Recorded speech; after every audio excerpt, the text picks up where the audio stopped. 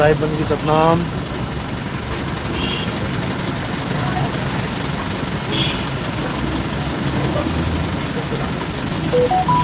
तो मालिक की कृपा से, बंदी छोड़ की दया से मूल ज्ञान का परचम पूरे विश्व में लहराएगा, इसमें कोई शक नहीं है। और समय आ चुका है जब हर इंसान सत्य को जानेगा, सत्य को पहचानेगा। अब समय आ गया है।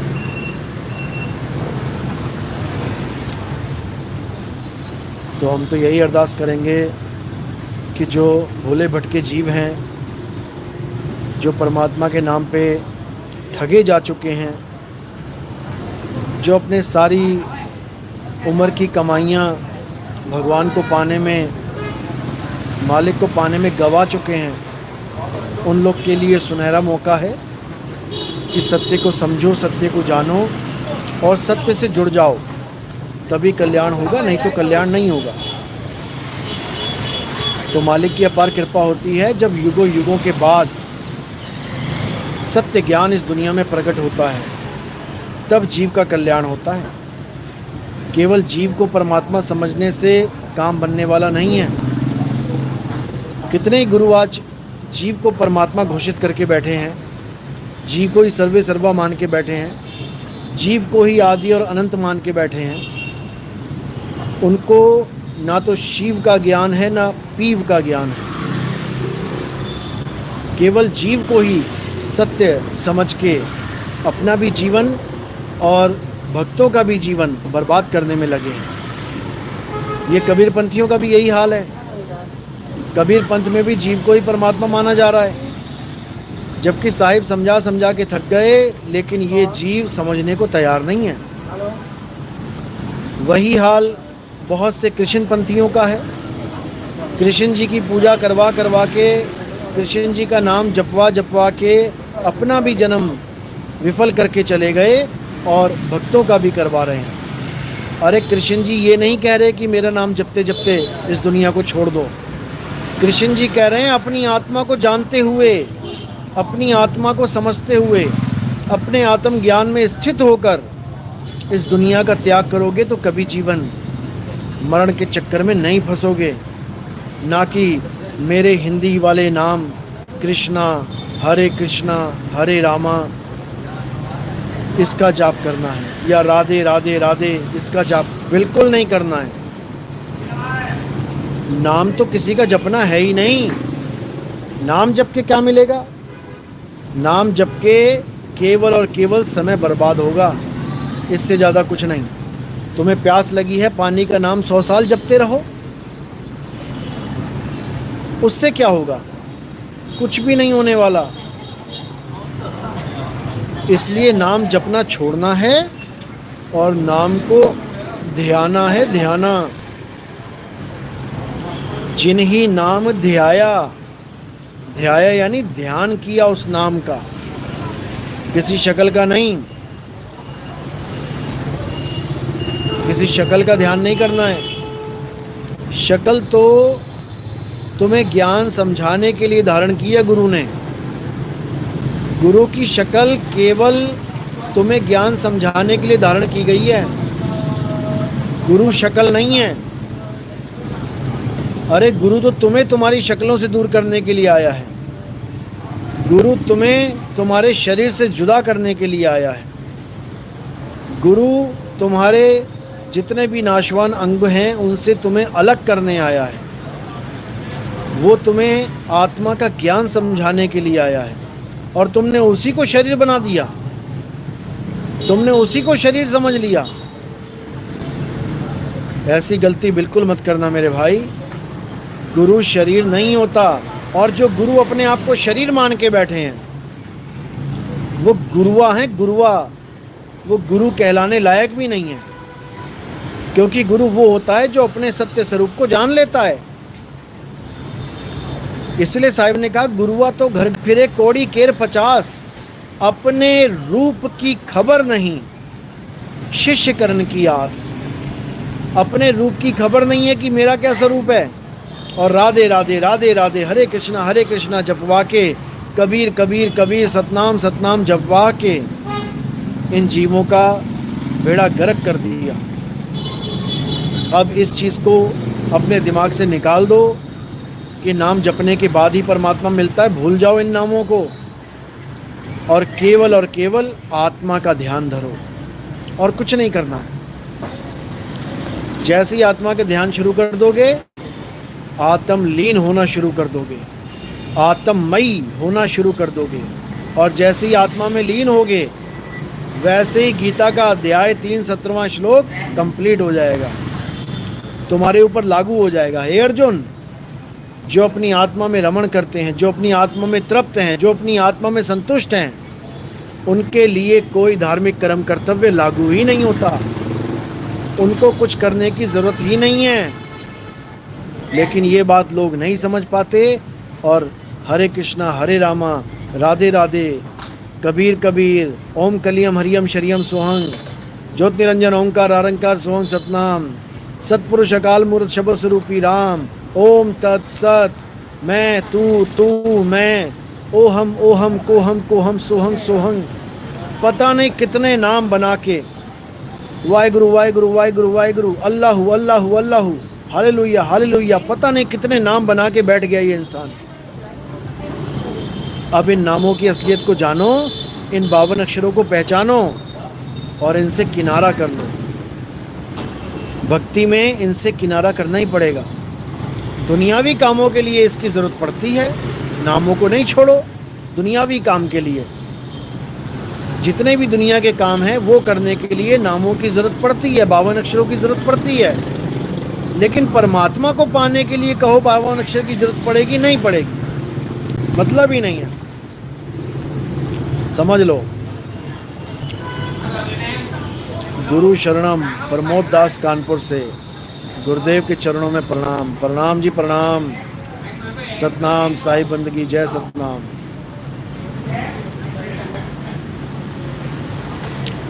रेखा नेगी साई बंदगी सतनाम।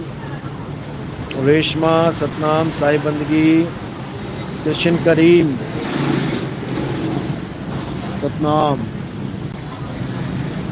जय सतनाम।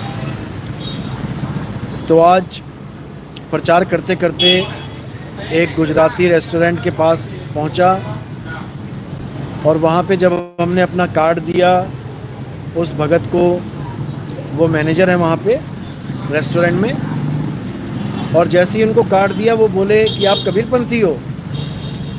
हालांकि कार्ड पे कबीरपंथ का नाम नहीं लिखा है, लेकिन हमारी ड्रेस देख के पहचान गए और बोले हम तो पहले से कबीर साहब को सुनते हैं, कबीरपंथियों का ज्ञान सुनते हैं। मैंने कहा भाई कौन सा ज्ञान सुनते हैं आप? तो उन्होंने बताया कि हम अभिलाष दास पारक सिद्धांत वालों को सुनते हैं। तो बड़ी खुशी हुई जान के कि विदेशों में भी लोग हमारे कबीर साहब को, चाहे वो किसी भी रूप में, किसी भी संत के मुंह से उनकी वाणी निकल रही है, खुशी हुई कि लोग उनको सुन रहे हैं, जान रहे हैं, समझ रहे हैं। तो उनको मैंने एक ही लाइन में समझा दिया कि अभी तक आपने जीव का ज्ञान समझा, आगे शिव और पीव का ज्ञान भी समझना है। तो उनको यूट्यूब चैनल जो है वो दे दिया गया है। अब धीरे धीरे मालिक की कृपा होगी और अपने आप वो जीव से शिव, शिव से पीव अवस्था को समझने लग जाएंगे। यही होती है बंदी छोड़ की कृपा, जो 7 समुंदर पार बैठे जीवों पर भी अपनी दया का, जो दया की बारिश है वो बरसा देते हैं। इसीलिए मैं कहता हूँ कि जब तक पूरे विश्व में एक बार भ्रमण करके लोगों को सत्य से नहीं जोड़ा गया, तब तक कैसे इन्हें समझ में आएगा, कैसे इन्हें पता लगेगा कि सत्य का भी प्रचार कोई हो रहा है। तो एक बार मिलना बहुत ज़रूरी है। शुरू में 100 से मिलेंगे, वही 100 आगे कम से कम 2, 4, 5, 10 लोगों को सत्संग समझाएंगे, बताएंगे, तो 100 से 1000, फिर वो आगे 200, 400 लोगों को, या 5, 10, 20, 25, 50 लोगों को, जो भी उनकी हद में होंगे उनको समझाएंगे। धीरे धीरे करते करते करते करते ये प्रचार पूरे विश्व में फैल जाएगा। और हमें इंतज़ार है उस समय का जब सारी दुनिया के जितने भी धर्म हैं, हिंदू, मुस्लिम, सिख, ईसाई, ये सब एक परमात्मा को जानेंगे, एक मालिक को जानेंगे, एक परमपिता परमात्मा को पहचानेंगे। हमें बेसब्री से इंतज़ार है उस दिन का। और उसके बाद ये धर्म के नाम पे झगड़े, ये बमबारी, ये तोप गोले, ये सब ख़त्म हो जाएंगे। ये दुनिया प्रेम की नगरी बन जाएगी। एक दूसरे से प्रेम करेंगे, एक दूसरे को चाहेंगे। देखो कैसे दुनिया भर के विदेशी आते हैं लोगों के पास, लोगों को रोज़गार देते हैं, लोगों से प्रेम करते हैं, उनका बनाया भोजन ग्रहण करते हैं, उनको रोज़गार मिलता है, उनके घरों में रहते हैं, होटलों में रहते हैं। तो ये जीवन अच्छा है या सिर पे बम फोड़ना अच्छा है धर्म के नाम पे? जबकि ये बिल्कुल एक दूसरे से अलग हैं। कोई धार्मिक मुद्दा नहीं है, वो अलग, हम अलग, सब अलग, लेकिन फिर भी प्रेम है। इंतज़ार करते हैं लोग कि कब विदेशी आएंगे और हमारा रोज़गार चलेगा, कब सिख आएंगे, कब ईसाई आएंगे, कब हिंदू आएंगे और हमारा रोज़गार चलेगा। तो असल में अगर हम प्रेम से रहेंगे तो सब एक अच्छा जीवन जिएंगे, खाएंगे, पिएंगे और परमात्मा की भक्ति करेंगे। और अगर हम धर्मों के नाम पे लड़ेंगे तो मेरे भाई, हमसे बड़ा बेवकूफ़ इस दुनिया में कोई नहीं होगा। याद रखना, एक मुसलमान ऑटो रिक्शा डालता है या कोई दूध की डेयरी डालता है या कोई कपड़ों का व्यापार डालता है, वो कभी ये नहीं सोचता कि मेरी दुकान पे या मेरे ऑटो रिक्शा में केवल मुसलमान ही आके बैठेगा। वो पैसा कमाने के लिए, अपना परिवार पालने के लिए रोज़गार कर रहा है। वो कभी नहीं चाहेगा कि कहीं भी ऐसा मुद्दा बने कि हिंदू मेरे ऑटो में ना बैठे, हिंदू मेरी दुकान से कोई सामान ना खरीदे। वो कभी नहीं चाहेगा। और ऐसे ही मुसलमान की तरह हिंदू भी नहीं चाहेगा कि हमारी दुकान से कोई मुसलमान कभी कुछ लेके ही ना जाए। ना ही कभी ईसाई को चाहेगा कि हमारी दुकान से कोई ईसाई कुछ लेके ना जाए। हमेशा चाहेंगे कि सब आएँ और हमारा फ़ायदा करवाएं। यहाँ तक तो समझ में आती है बात। लेकिन जब धर्म की बात आ जाती है तो हिंदू को मुसलमान रास नहीं आता, मुसलमान को सिख रास नहीं आता, सिख को ईसाई रास नहीं आता, और ये सारे आपस में ही झगड़ झगड़ के, मर मर के, लड़ लड़ के तबाही की तरफ चले जाते हैं। तो इसलिए मेरे भाई, हमने ऐसा संसार बनाना है, हमने ऐसा संदेश देना है जिससे परमात्मा के सब जीव एक हो जाएं। ये धर्मों के नाम का संकट सदा सदा के लिए ख़त्म हो जाए। ये संकट ही है। कुछ पता नहीं होता कि कौन से त्यौहार में कब किसने हल्की सी गाली दे दी और वहाँ पर बात का बतंगड़ हो जाए और पूरा शहर तबाही के मंजर पे खड़ा हो जाए। कितनी बार हो चुका है, अपने भारत में ही देख लो। कितनी बार हो गया कि हिंदू मुसलमान के झगड़े त्योहारों के दिन ही हुए हैं, जबकि ये झगड़े कभी होने ही नहीं चाहिए। त्यौहार तो प्रेम सिखाता है, त्यौहार तो एक दूसरे से प्रेम करना सिखाता है, लेकिन तलवारें निकल जाती हैं, गोलियां चल जाती हैं। क्यों? हमारी मूर्खता के कारण। मैंने कई जगह देखा है, कई जगह कोई जुलूस निकल रहा है, हिंदुओं का जुलूस निकल रहा है, चाहे वो किसी भी त्यौहार का हो। मैंने कई वीडियोस में देखा है, जब मुसलमानों की कोई मस्जिद आती है तो उसके सामने खड़े होके खूब शोर मचाने लग जाते हैं, खड़े ही हो जाते हैं। पूरे शहर में जुलूस चल रहा है, लेकिन मस्जिद आ गई तो खड़े हो जाएंगे वहाँ पे। क्यों भाई? ऐसा ही मैंने मुसलमानों के साथ देखा है। मुसलमान भी जब काफ़िले में चलते हैं हज़ारों की तादाद में, कोई मंदिर आ जाता है तो, क्योंकि सब लोग एक से नहीं होते हैं, बीच में कुछ अनपढ़ जाहिल गवार भी होते हैं जिनको मज़ा आता है दूसरे मज़हब के लोगों को छेड़ने में। और दोनों ही पार्टियों में ऐसे हैं, ऐसा नहीं है कि सब ऐसे हैं, लेकिन दोनों पार्टियों में ऐसे बहुत से लोग हैं जो एक दूसरे को देख के राज़ी नहीं हैं। केवल उन लोगों की मूर्खता के कारण, उन चंद लोगों की मूर्खता के कारण हर जाना पता नहीं कितने शरीफ लोगों को, कितने भोले भाले लोगों को भुगतना पड़ जाता है। हर जगह मैंने देखा यही। तो इसलिए सबसे पहले तो भाईचारे में रहो। सबसे पहले तो ये सीखो कि हमने दूसरे को भी सम्मान देना है, हमने दूसरे धर्म वालों को भी इज्जत देनी है, हमने सब धर्मों का सम्मान करना है। लड़ना नहीं है। लड़ोगे तो मरोगे, प्रेम करोगे तो जियोगे। Adil Ahmad, I agree with what you say sir. बिल्कुल सबको एग्री करना चाहिए।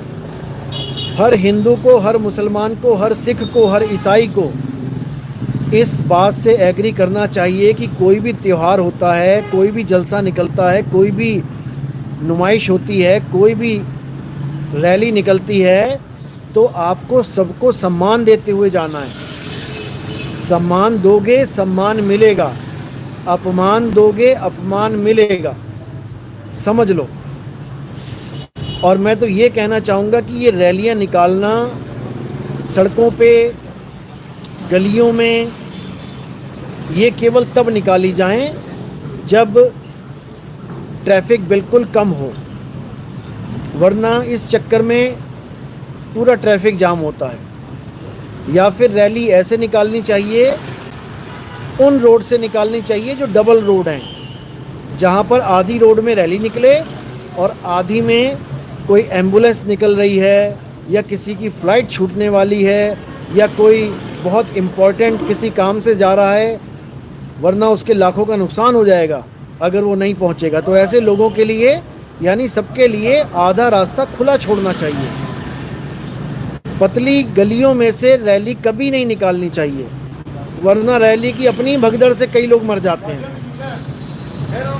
और सबसे अच्छी बात तो ये है कि अगर हो सके तो किसी खुले ग्राउंड में ही खुशियां मनानी चाहिए, ताकि वहाँ पर कोई हिंदू मुसलमान की मंदिर मस्जिद का कोई झमेला ही ना हो।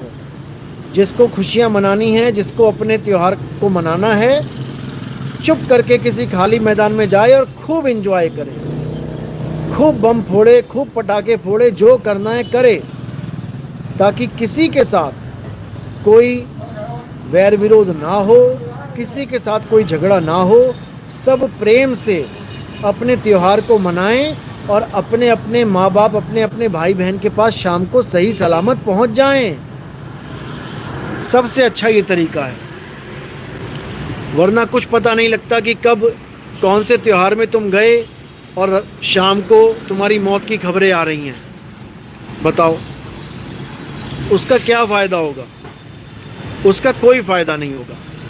समझ लो, सारे त्यौहार मनाए जाते हैं प्रेम के लिए, श्रद्धा के लिए, विश्वास के लिए, मार काट के लिए नहीं। इसलिए सबका सम्मान करो, सबके साथ प्रेम के साथ रहो और खूब त्यौहार मनाओ। कोई मनाही नहीं है, लेकिन पूरी इज्जत के साथ, पूरी सावधानी के साथ।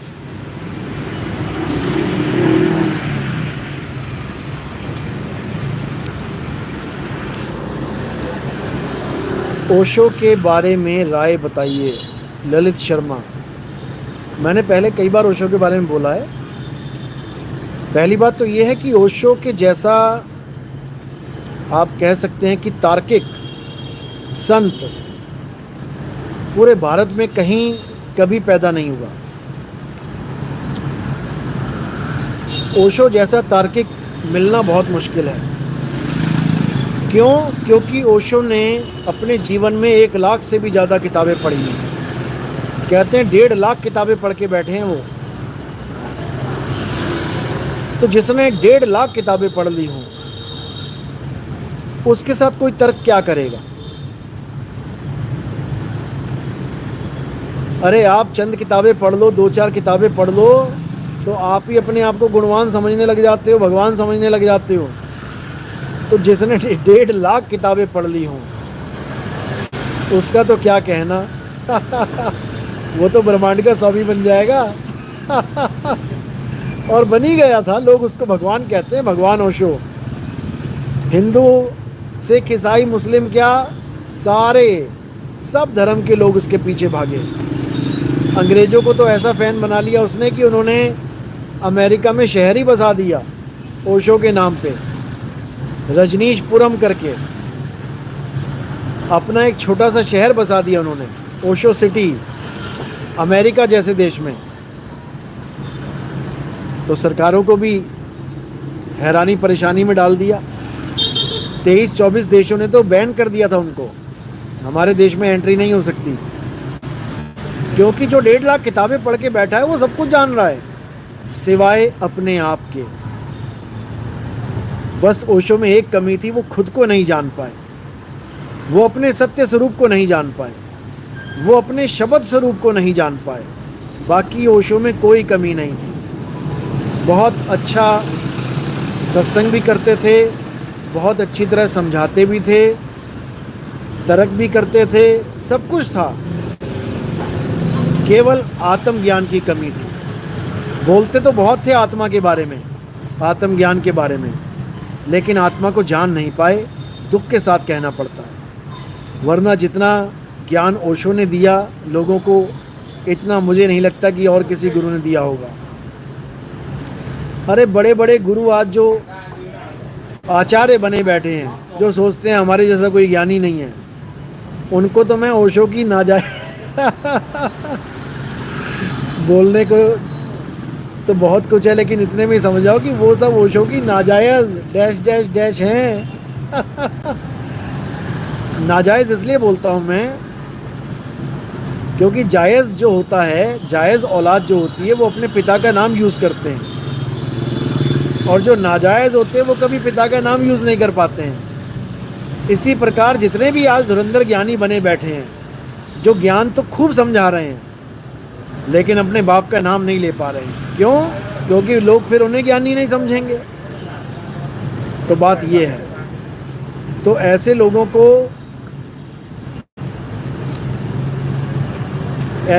को हम नाजायज़ ही बोलते हैं, जो खा और कमा तो ओशो के नाम पे ही रहे हैं। सारा लॉजिक, सारा फंडा, जो कुछ भी ज्ञान दे रहे हैं, सब ओशो का टू कॉपी, लेकिन ओशो का नाम तक यूज़ नहीं ले कर रहे कि हाँ हम उससे ज्ञान चुरा के लेके आए हैं।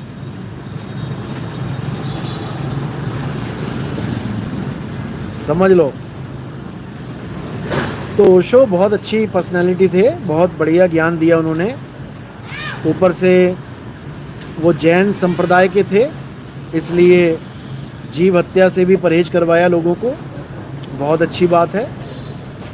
बस शराब के लिए थोड़ा गलत बोल के चले गए कि शराब पीने में कोई बुराई नहीं है, जबकि सारी जड़, बुराइयों की जड़ शराब ही है। यहाँ पर भी ओशो मात खा गए, और गुरु होने के बावजूद भी उन्होंने शराब का सेवन किया, ये भी गलत बात है। बाकी बहुत अच्छी बात है, ओशो ने बहुत जागृति लेके आए ओशो। आज ओशो के सत्संग सुन सुन के लोग, हमारे सत्संग जब सुनते हैं तो उनको हमारी बात एकदम समझ में आती है, क्योंकि उन्होंने ओशो के सत्संग खूब सुने हैं, इसलिए हमारी बात समझ में आती है। ओशो के सत्संग ना सुने होते तो हमारी बात सुनना, समझना बहुत मुश्किल था। ओशो ने प्रेम का बहुत अच्छा संदेश दिया, लेकिन प्रेम को थोड़ा अलग तरीके से लेके चले गए। उसमें भी सुधार होगा, उसका भी सुधार किया जाएगा।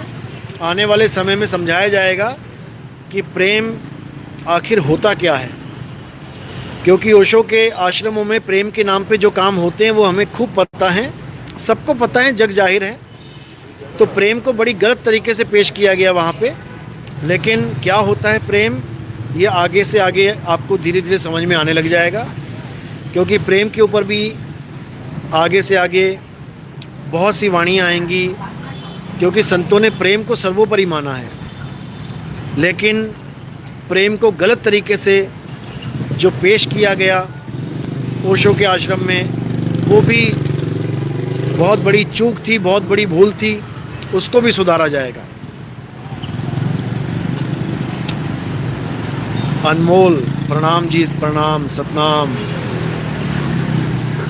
त्रिवेणी राम साहिब जी, आपका सत्संग रोज़ सुनता हूँ, बहुत अच्छी बात है, सुनो और समझो।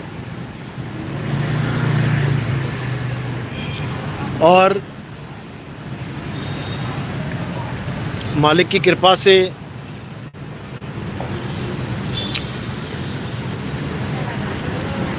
पूरे विश्व में बहुत सुंदर प्रचार होगा, क्योंकि भविष्य नज़र आ रहा है मुझे। जिस प्रकार से जीव जाग रहे हैं विदेशों में, बहुत सुंदर तरीके से ये प्रचार प्रसार आगे बढ़ेगा।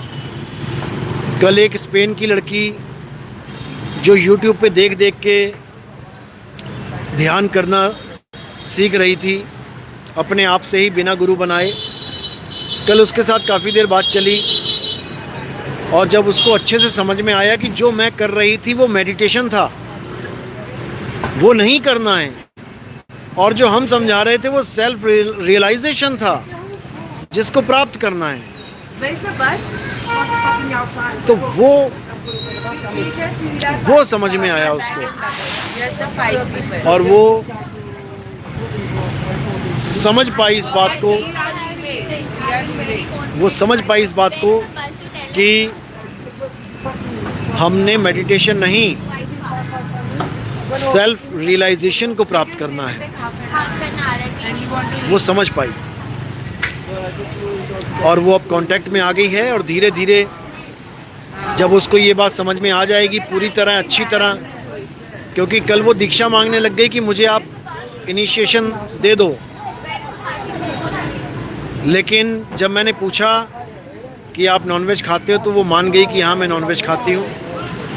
इसलिए कल उसको पहला पाठ पढ़ाया गया है कि पहले वेजिटेरियन बन जाओ, पहले दूसरों को कष्ट देना ख़त्म करो, उसके बाद आगे का क्लासेस मिलेंगी।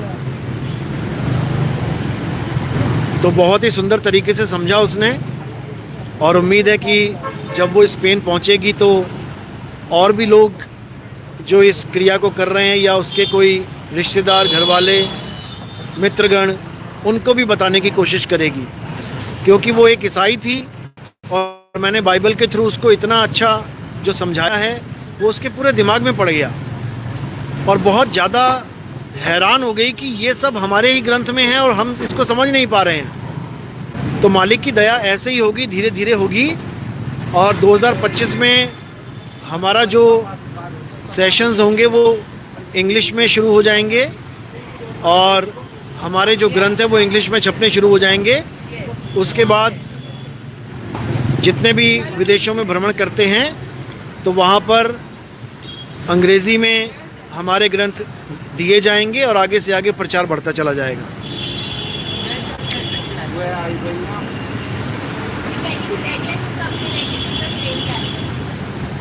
सतनाम, सतनाम, साहिब बंदगी सतनाम।